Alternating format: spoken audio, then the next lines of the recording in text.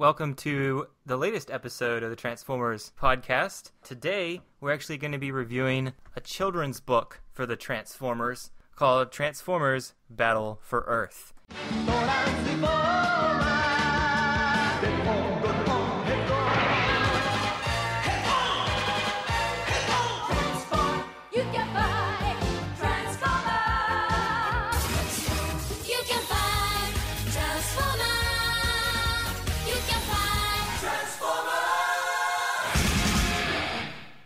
Joining me is Thomas and Sammy. Sammy, before we begin, would you like to tell us how you got into Transformers first off? So, I had a very strange way of getting into Transformers because I didn't grow up with this. Got into it about 5 or 6 years ago now, and I had attempted to watch Transformers Prime because my friend really wanted me to, and I was like, it's okay. And then my other friend was like, hey, Transformers Animated? I'm like, all right, I like this. I like the screaming guy.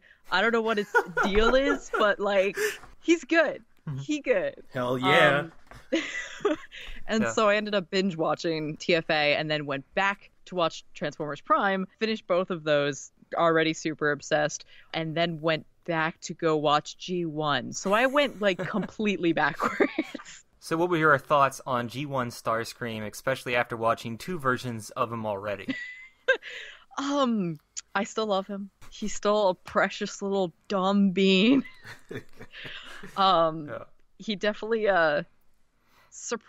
there's definitely a consistency with his character. G1 is probably the dumbest out of all of them.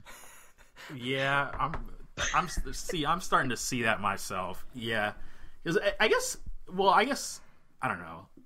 When I started off with Beast Wars, he wasn't really in that. But then I guess the first time I really got to watch a complete series from start to finish was with Prime. And then having to like come back to G1 and this is what he actually was from the start. It was like, he's definitely a lot dumber than he was in Prime. Like in Prime, I feel like he has a lot more better plans and able to further those plans much far compared to like the stuff in for G1. Sure, he's just making blunders and stuff like that. But he's being used as a dumb plot device just to, Yeah, like he'll openly say, "I will rule one day," and the Megatron's just like, "Yeah, whatevs." He's like, "I really don't care. You've been saying that since day one, and I don't give it. Why? Yeah. Just stop." Yeah. Is the way he's portrayed in G1 all just kind of unique compared to other series? Do they always kind of do they use him much better in other series, or is he kind of dumb? And it just All right, doesn't matter. It's just random how he's used. Okay, so outside of the Transformers movies, the Michael Bay stuff, where he is just a dummy. I'll go off real quickly. I really liked Transformers Armada Starscream because it's actually the complete opposite of regular Starscream. He's completely loyal and faithful to Megatron. Oh, really? So what happens is when Megatron uses him as a decoy where he could possibly die, he suddenly starts to lose faith in the Decepticon cause and actually joins the Autobots for a while, befriending one of the humans. At the end, Megatron actually gives him amnesty if he'll return within 24 hours. And, like, no crimes, he'll be resolved. And because he feels he belongs there, he just joins, but he's been changed by what he's seen on both sides of the war. And at the end of, like, Starscream actually has a character arc in Armada, and because of Starscream's character arc, he's actually able to change Megatron and give him a character arc. I don't want to spoil it for Armada, but it was just a really good storyline, and I like his, that was my favorite version of Starscream, is Armada and Prime Starscream, basically. Okay. I also will say that every Starscream has had a perfect voice.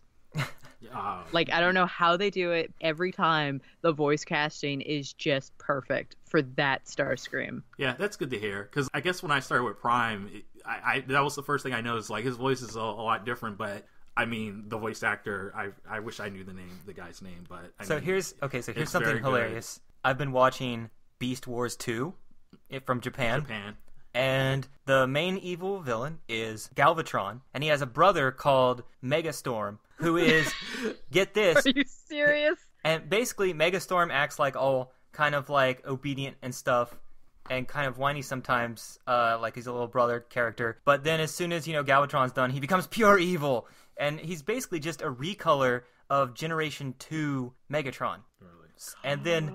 And yet they have Starscream, even though this is the future, another Starscream working with them who's like a black jet. And he, instead of his character, is making sarcastic comments of praise, which are not very well hidden, even though he seems loyal all the time. But I think they're setting up that he's maybe trying to betray both of them, but just not early on, because I've only watched the first 5 episodes. Basically, it's only fun to watch the Decepticons, like all Japanese Transformers. You just like to watch the Decepticons and how they screw over each other. But yeah, so on that note, let's get to the book. To read along with us on this podcast, or to read the book before we look at it, you can go to camphortree.net/tf/books. That's Camp HOR Tree.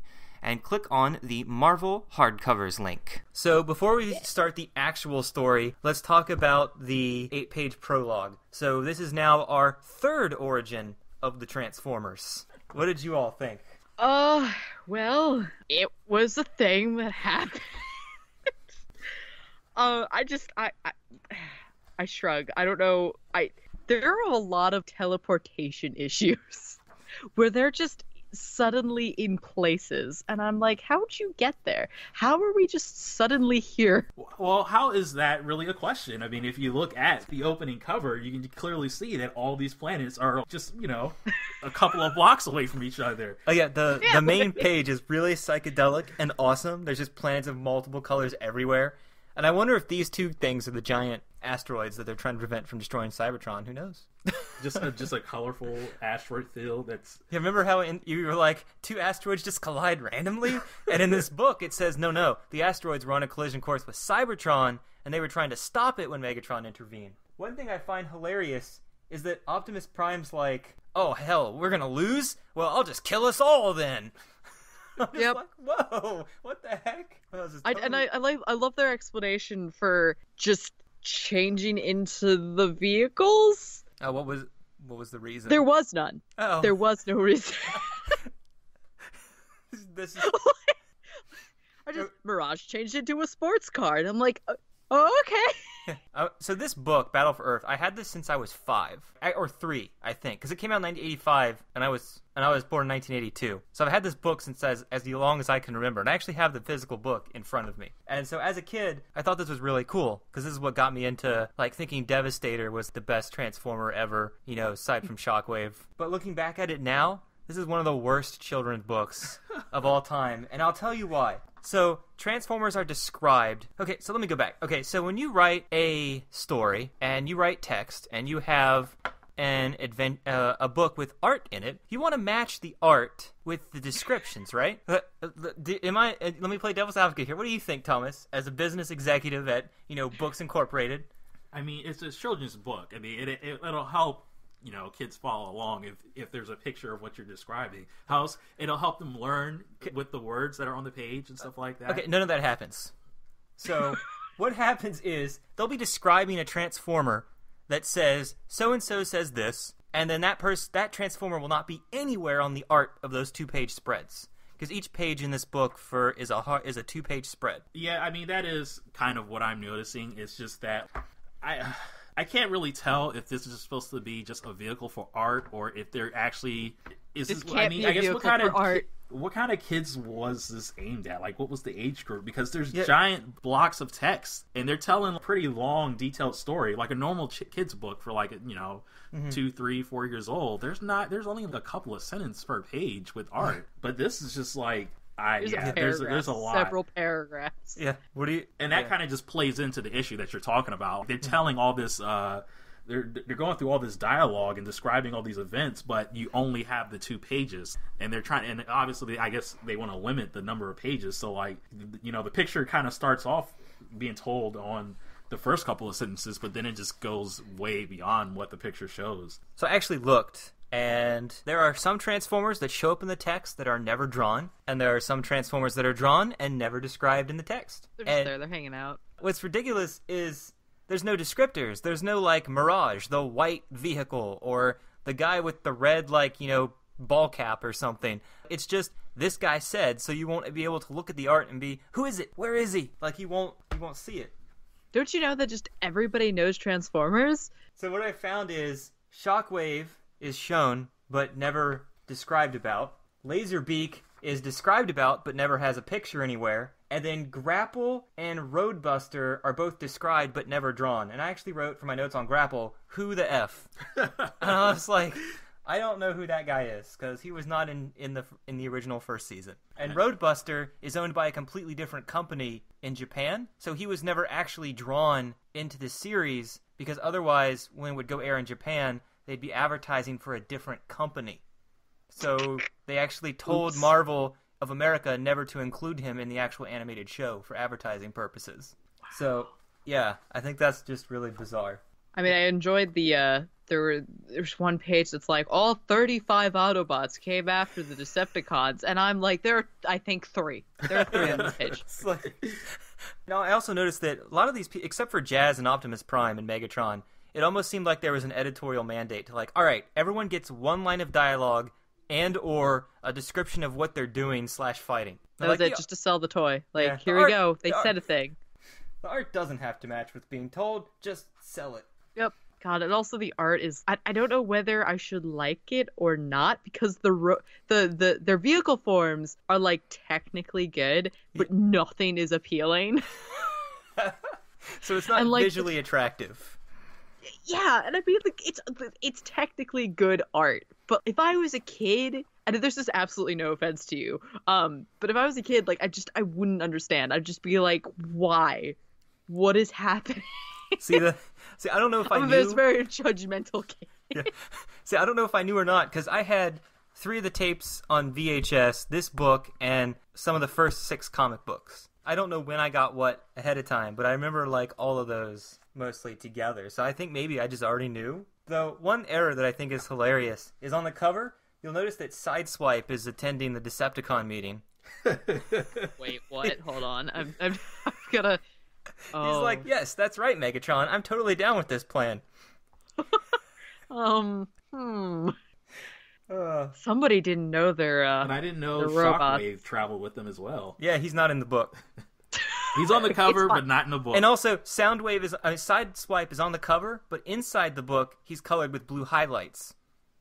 The coloring is also all over the place. Like, I'm pretty sure the Seekers are still incorrectly colored. Yeah. Yeah, and I had to ask myself, is this an educational book? Just the way Megatron's at this map of the Earth and just like, it's like teaching a class, kind of. It's like everybody's all the students are down below listening. Now we're going to attack Uruguay. It's like, wait, where is Uruguay? All right, let me start with a description of South America. I probably got that completely wrong. Giant scope to use. Well, like, is the map even of anything that's supposed to be recognizable? Because look at the map in the story. Does it match the map on the cover? Oh, you mean the globe that's on the cover? Or the no, the map on the board later, where he's like, oh my God. Like, no, it doesn't match at all. It's just New York City. So, yeah, that's awesome. It's still drawn with the same color palette though, and the same pose.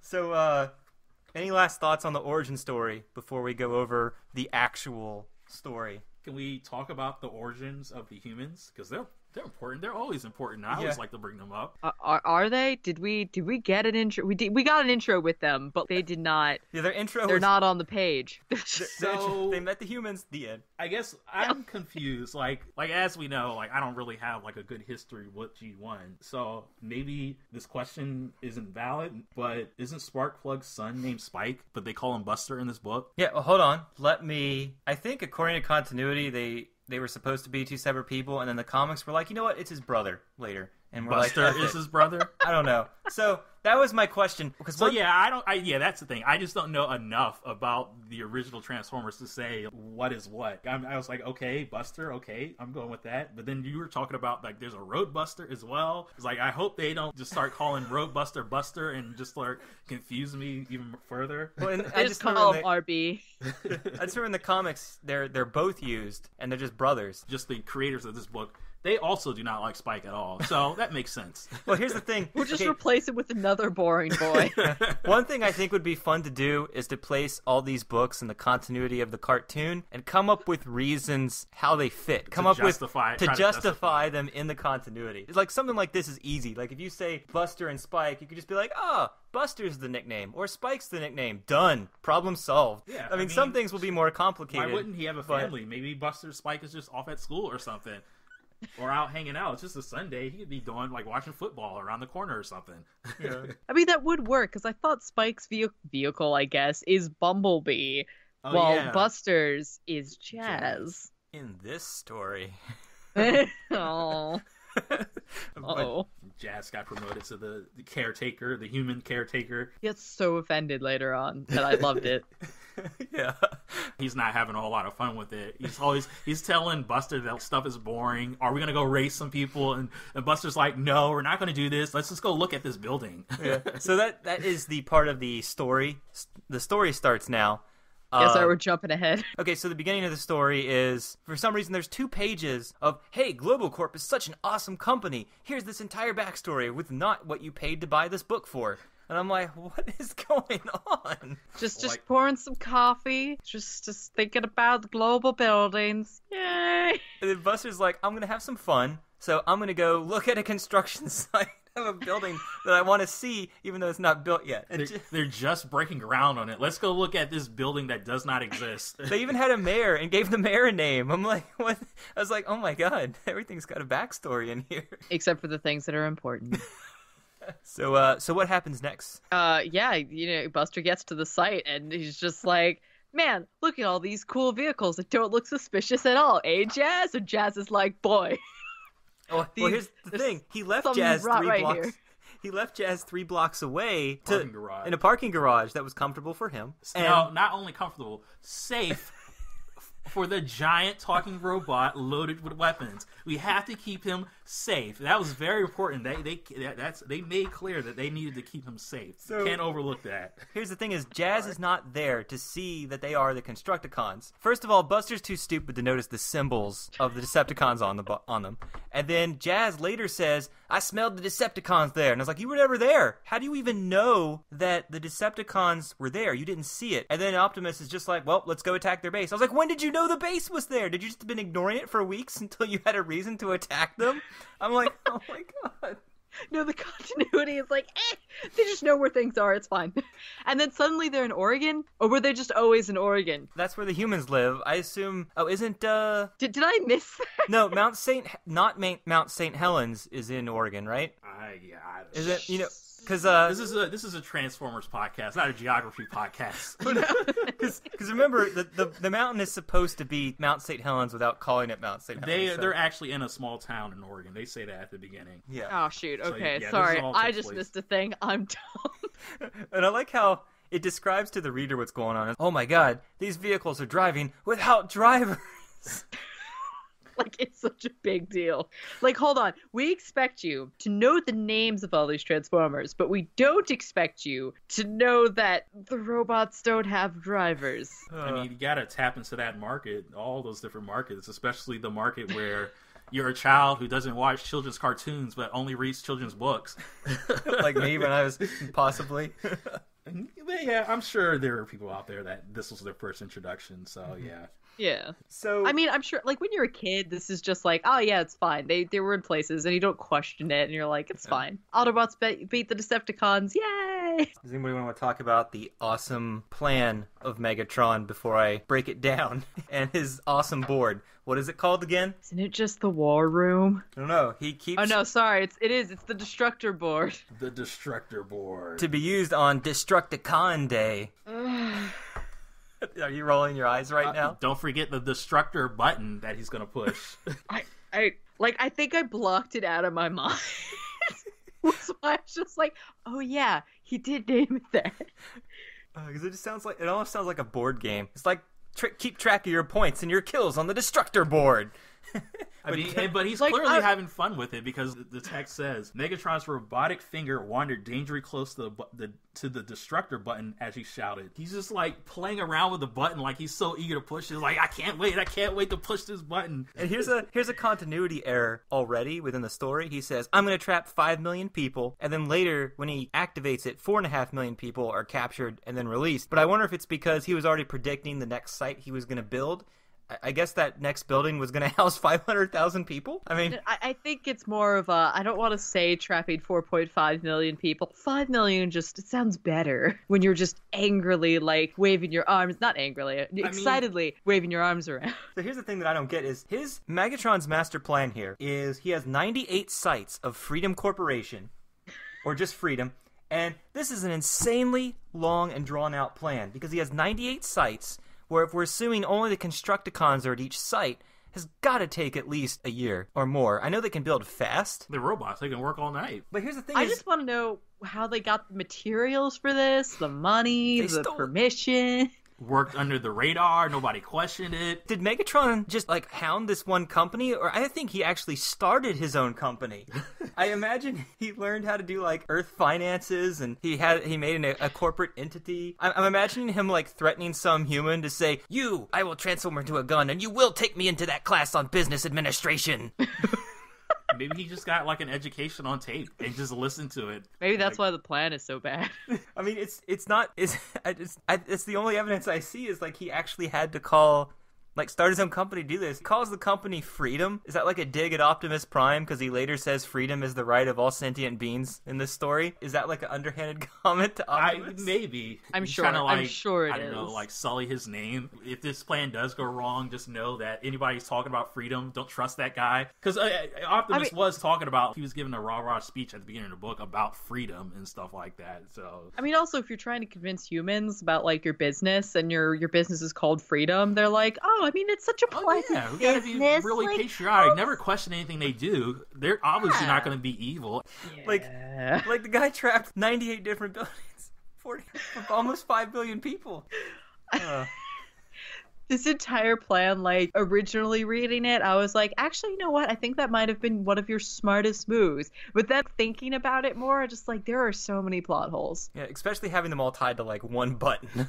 Yeah. What if somebody accidentally stepped on it or, like, pressed it? Oh, whoops, there goes my hip. Oh, there goes 5 million people. Also, the thing that's hilarious is, Jazz and Buster are at the start of the story, and then they're the impetus for the story. They're like, oh, the Constructicons, we should go attack their base. When in a real story, they would have followed them to the base with good writing. And then later, he's like, oh, I smelled Decepticons. I know what they smell like. So I don't know if that's, Autobot racism or not. And then later, they just go and boom, Buster's gone and Jazz is gone from the story. I think Jazz might have one more line, but I'm like, does anyone not know what writing means? You have a character, you follow him, even if you have all these other characters. Like what are these other characters you speak of? Well, I mean, yeah. I mean, even in some of the other kids' books that we looked at, or maybe it was the book on tape, but yeah, even they followed a handful of characters throughout the whole thing instead of just this character. This character is kind of like central to the establishing the plot, but we're only going to use them for like a couple of pages and just forget about them completely. Really don't get why this book decided to do that. Well, this was one of the first books, I think. But no, but seriously, okay, so I want to hear from both of you. What characters actually stand out in this book that you remember after reading it, if you remember anything about it? Jazz. Rumble. That's it. Rumble. Oh, yeah. I'll let you go ahead first, Sammy. Well, I think that was it. Okay. Well, I mean, Rumble, he stood out to me not necessarily for good reasons, unsurprisingly. What did he do? Like, I'm sitting here like, what? Racking my brain. Wait. Or was that a different... I think that was a different book. I think you got confused. Oh, yeah, that was that was all right, you're going to have to sit in the corner for a minute. All right, let's continue. Yeah, I'm like, I feel like I would have remembered this, and I'm scrolling back and forth like... Okay, so back to... So here's another indication of Autobot racism. Don't you know, Optimus? We're corporate and good now. But Optimus knows no Decepticon would ever try to earn an honest living. I was just like, wow. All right, Optimus. Not all Decepticons are the same. They might want to destroy things, but, one of them's got to have a job. Character's just not set. He's, like, suicidal. He's, like, racist. I love how also in like this following panel, I think that's Ratchet. Oh god, yeah, no, it's Ratchet. Yeah. Like just softly touches Prowl's arm. Hello, don't shoot the gun. Yeah, and I he's looking at him with thoughtful eyes. Is that what you're telling me to do? Like Prowl. He's got a sort of grumpy face. Ratchet's like, I don't know, I disapprove. Like I don't like. I've just been staring at that panel for a while, just being like, who drew this? Why did they draw it like this? What was their thinking behind this? All I'm thinking is, luckily this was an era before slash fiction. Or was it? So, But I guess okay. also in that very same panel, I guess they're finally, Prowl initially was figuring out Megatron's secret evil plan. this displayed in brightly lit colors on his board. And yet somehow Megatron's history, the giant board that they're standing next to, this all was shocking enough to Prowl to scramble his circuits. He was glitching out. Yeah. That Megatron would do something this evil. Wait a minute, what? Like, how do they have all these years, these decades, hundreds of years of history, but then, oh no, You know Megatron's done something evil. His brain couldn't process that the Decepticons were deceiving them. They've That's always just been such a so open about far-fetched their thing for them to do. They were always so open about their evil They before. have open evil plans. They never have secret evil plans. I don't know. Maybe he's so shocked at how stupid the plan is that he couldn't believe it. I don't know. No, I can agree with that one. Like that's yeah. So in this story, when they catch on, Megatron's just like, oh, they're on to us. And he releases some giant trapdoor that releases all Autobots because he built his base on a cliff and half of it's off the cliff. So he can make trapdoors for when the Autobots arrive, I guess. So anyway, they fall out and then he activates the Destructor board early and kidnaps 4.5 million people across 98 buildings. And the units just don't give in, even though we don't know how to respond. But Optimus is like, yeah, I have a plan. We're just going to shoot at the wall and make our own door. What do you think of that brilliant strategy, Sammy? Please insert like Starscream screaming noise like right here. Oh, he screams? No, I'm just that's my emotion towards this because I caramba. I don't know. I got nothing just because like it. This entire time, Optimus does not have a plan. Like he is just rolling with things. He's just like, let's attack this. Now let's attack the wall. Now let's attack more Decepticons. Like, it's fine. Let's have all 35 of us attack him, even though we're not here. Like, 20 of them aren't here, but pretend that they're doing something, I guess. I mean, apparently all 35 of them fell through that stupid hole as well. Yeah. So apparently, while all these humans are kidnapped, they go back up to try to fight them again, and all of a sudden, Devastator appears. This giant, towering robot that's 3 times or so their size. And then they all battle, and they get thoroughly defeated. Very thoroughly. How can they win against such unstoppable odds? Clearly Dinobots, because Dinobots just fix everything. You mean Das Machina bots? Yeah, so I guess here's more of my G1 ignorance. The book says that they've never seen anything like Devastator before. Even in the Were G1... Constructicons ever in Cybertron? Or do they just exist? They show up in the first season of episode 2. And Megatron's like, it's a good thing we built these new Constructicons. Before they later retconned that Cybertron is the only way to make life later. And then they later retconned it again by going, yes, when the Constructicons lived on Cybertron. And you're like, what? Nobody really paid attention to continuity too much. It's just retcon after retcon in its own show. Yeah. Kind of like how they retconned the Dinobots into the story when they said all 35 Autobots went to go fight at the base. Oh, there's 39. Yeah, apparently there's 39. While they were all losing the Devastator, the Dinobots appear randomly just to save them. So what ends up defeating Devastator? Well, at least in the picture, it looks like they blow his head off. Sammy, do you know how he was destroyed? I thought it was still by the Dinobots. Yeah, 5,000 pounds of dynamite. It was one of the Dinobots. One. They just dropped a bunch of dynamite on top of his head. And that's it. Don't tell 5-year-old Sean Murphy that his favorite character got taken out in one blow back when he was enjoying this book. Not even with Cybertronian weapons. Just some dynamite they found lying around. Oh, you want Cybertronian weapons? Well, Red Alert has, super hearing. So let's go on to something cooler. Roadbuster has a linear blaster in this story, Soundwave a concussion blaster, and Windcharger a magnetic field, which propels him away from Soundwave or something. Oh, and infrared energy is grapple. Oh, but here's an incorrect superpower. Mirage has the ability to teleport. I'm just I just read this, and this is how clearly that I remember the details of this. I mean, that's one way to describe it. Teleportation. Well, no, here's the thing: is who really has the power of teleportation? You don't remember? I don't remember. Okay, what about you, Sammy? Do you know? I actually don't remember either. It's Well, no, it's I know it's Skywarp, but then I don't know anybody else. Yeah, it's Skywarp, supposed to be the teleporter, not Mirage. Listen to his name. You know, he makes illusions. Yeah, it's an illusion technique. Mirages. He doesn't teleport anywhere. It's like, how do you just mess that up? I mean, some of these are taken directly from the biospecs, so it's kind of hard to mess up like the little biospec in front of you. I don't know. I also want to know why it takes 3 people to destroy that war room, because it was Mirage and then Optimus, and then I thought somebody else? No, I might have been wrong. Well, random people start fighting. It still takes Mirage and Optimus. Like, Mirage could have just done everything and then, gone home. And you're not even sure who Mirage is if you're reading this book for the first time and have no knowledge of Transformers. You don't know which one it is. You just got to pick one at random and hope you're right. Yeah. Yeah. There's nothing really memorable about this other than, how bad it is. And then how does it end? How do they save the day? You just said Mirage pushes the button to rise it back up and destroys the board. Mirage makes his announcement, his proclamation. Mm-hmm. The war is over. He says the war The prisoners are free. The Devastator button is gone forever. And I like how Optimus is just like, well, battle's done. Let's just leave. Our work is done. They just leave the Decepticons right there to cause more trouble again because they're like, well, that's all we needed to do. The war's over. They won the battle, so the war's over. Last page, the end. The Decepticons, they're honorable. They'll recognize that. Well, and that's literally the last page. That's it. I love how Megatron is, we don't admit defeat. This isn't, we're not losing.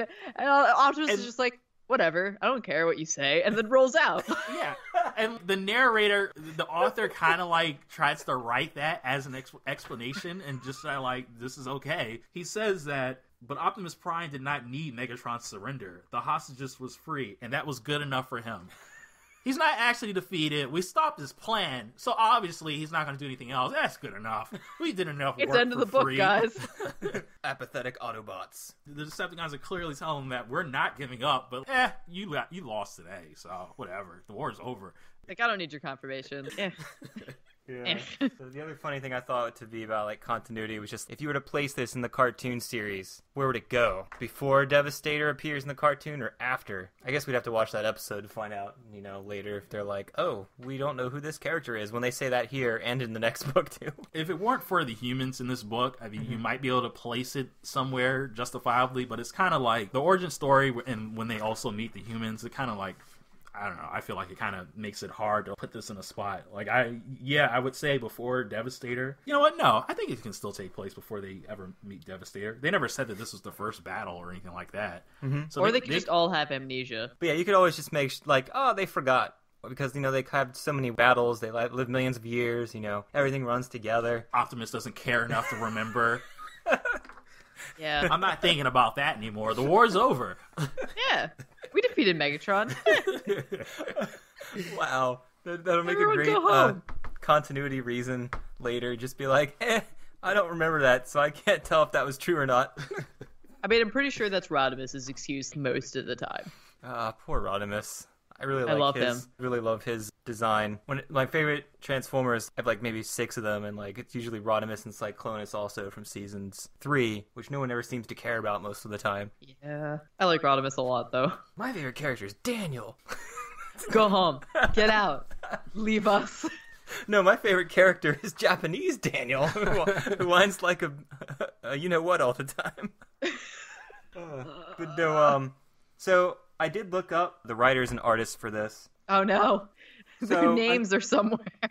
It won't actually. I wasn't able to find anything about them. Max Baum, he's the writer. I didn't find anything about him. But Brad I'm pretty Joyce, sure after he wrote this book, he was like, "I've never read anything again," and then left, changed his name, moved to another state. Brad Joyce actually worked on one other book for Transformers, and actually worked on it with Steve Ditko of Marvel Comics. Huh. If you can believe that. Yeah, Steve Ditko did some Transformers books. Interesting. And then Robert Elderman is the other artist, and her only other Transformers credit was the next book we're going to review. Roberta. I couldn't really find out anything they did that wasn't Transformers most of the time. I mean, she's definitely got like a knack for drawing them. The only problem is when it says it's for two of them, it's hard to tell who's responsible for what, unless one is drawing it and the other's coloring it, maybe, but then...